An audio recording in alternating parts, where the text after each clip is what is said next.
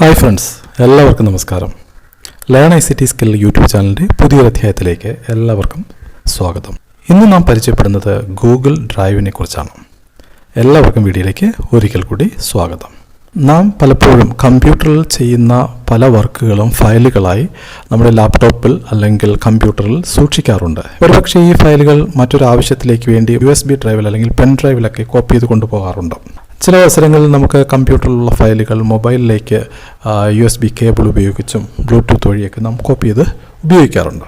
ഫയലുകളും നമ്മുടെ ഫോൾഡറുകളും ആപ്ലിക്കേഷനുകളൊക്കെ സൂക്ഷിക്കുന്നതിന് വേണ്ടിയുള്ള ഓൺലൈനായി ഗൂഗിൾ പ്രൊവൈഡ് ചെയ്യുന്ന ഒരു സ്റ്റോറേജ് സർവീസാണ് ഗൂഗിൾ ഡ്രൈവ് എന്ന് പറയുന്നത്. ഗൂഗിൾ ഡ്രൈവിലൂടെ നമുക്ക് ഫയലുകൾ ഓൺലൈനായി സൂക്ഷിക്കുന്നതിലൂടെ നമുക്ക് പെൻഡ്രൈവ് ഇല്ലാതെ തന്നെ നമുക്ക് മറ്റൊരു കമ്പ്യൂട്ടറിൽ പോയി നമ്മുടെ ഫയലുകൾ നമുക്ക് ഓപ്പൺ ചെയ്യാവുന്നതാണ്. ഇതാണ് ഗൂഗിൾ ഡ്രൈവിൻ്റെ ഒരു പ്രത്യേകത.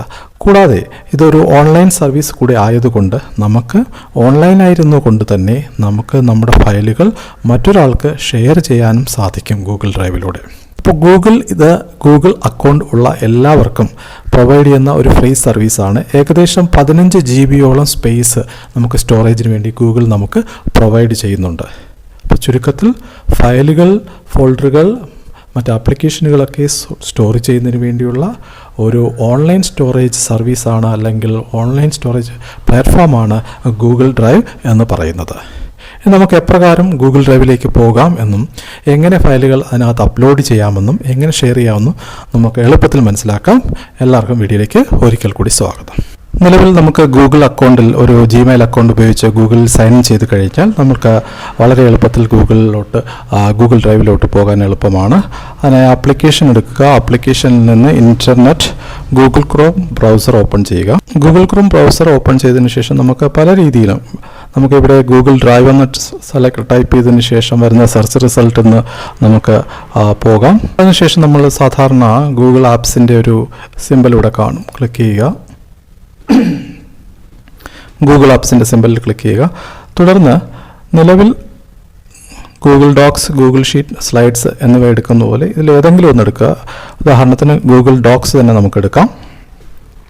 ഗൂഗിളിൻ്റെ ഏത് ആപ്ലിക്കേഷനിൽ നിന്നുകൊണ്ടും ഗൂഗിൾ ഡ്രൈവിലോട്ട് നമുക്ക് പോകാവുന്നതാണ്. ഇപ്പോൾ ഞാൻ ഗൂഗിൾ ഡോക്സ് ആണ് എടുത്തത്. അത് ക്ലിക്ക് ചെയ്തതിന് ശേഷം അവിടുത്തെ മെയിൻ മെനു എന്ന് പറയുന്ന ഈ ലെഫ്റ്റ് സൈഡിൽ 3 ലൈൻസിൽ ക്ലിക്ക് ചെയ്യുക. ആ മെനു ഓപ്പൺ ആകുമ്പോൾ ഏറ്റവും അവസാനമായിട്ട് ഡ്രൈവ് എന്ന് കാണും. ഡ്രൈവിലോട്ട് ക്ലിക്ക് ചെയ്യുക.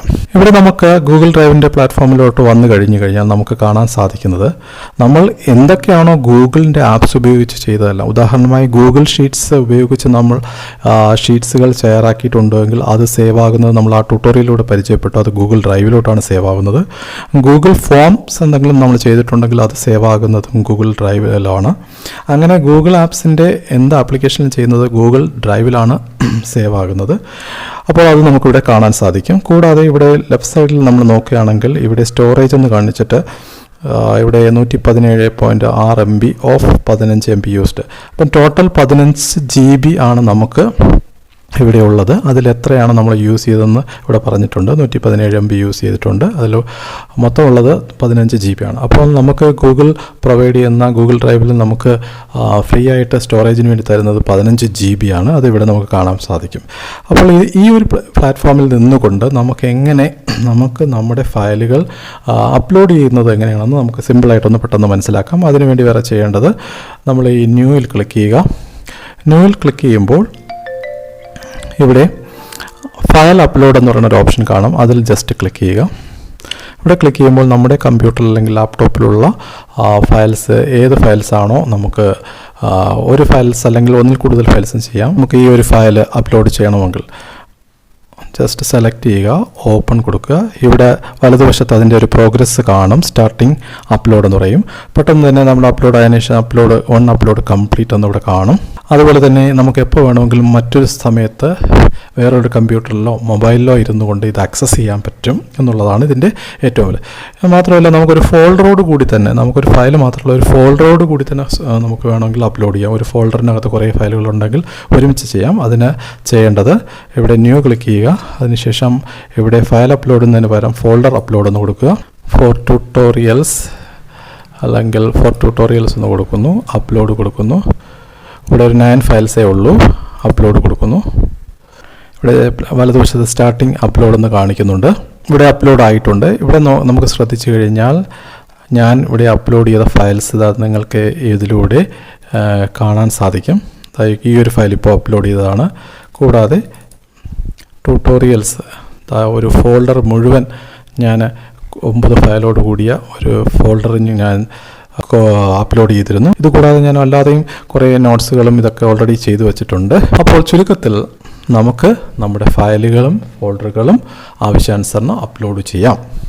ഈ അപ്ലോഡ് ചെയ്ത ഫയലുകൾ നമുക്ക് ആവശ്യാനുസരണം മറ്റൊരാൾക്ക് ഷെയർ ചെയ്യുകയും ചെയ്യാം. സാധാരണ നമ്മൾ ഗൂഗിൾ ആപ്സിൽ നിന്ന് ഷെയർ ചെയ്യുന്ന പോലെ. ഉദാഹരണത്തിന് ഈ ഫയൽ എനിക്ക് ഷെയർ ചെയ്യണമെങ്കിൽ ഈ ഫയലിൽ നിന്ന് റൈറ്റ് ക്ലിക്ക് ചെയ്യുക, ഷെയർ എന്നൊരു ഓപ്ഷൻ, ഈ മെനുവിൽ നിന്ന് ഷെയർ എന്നൊരു ഓപ്ഷൻ വരും, അത് ക്ലിക്ക് ചെയ്യുക. ഷെയർ എന്ന ഓപ്ഷൻ വരുമ്പോൾ 2 രീതിയിൽ നമുക്ക് ഷെയർ ചെയ്യാം. നമുക്കൊരു ഇമെയിൽ അഡ്രസ്സ് നമുക്ക് കൊടുത്ത്, ഞാനിപ്പോൾ ഇവിടെ എൻ്റെ ഒരു ഇമെയിൽ അഡ്രസ്സ് കൊടുത്തു.